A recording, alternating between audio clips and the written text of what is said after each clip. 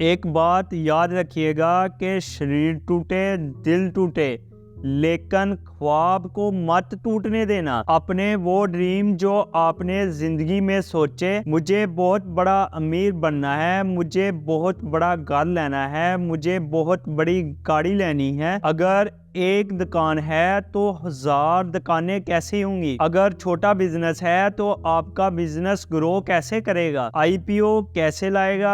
हजारों करोड़ों का बिजनेस कैसे बनेगा? क्योंकि यही ड्रीम आपको एक्सपायर करेंगे, आपको एनर्जी देंगे, आपकी जिंदगी में उन लोगों को लाएंगे जो आपकी मदद करेंगे आपके ख्वाब पूरा करने में। इसलिए दिल टूटे शरीर टूटे, लेकिन अपने ख्वाबों को कभी भी टूटने मत देना, क्योंकि तारों की तमन्ना करोगे तो चांद तक पहुंच जाओगे। समझ रहे हो मैं क्या कह रहा हूं?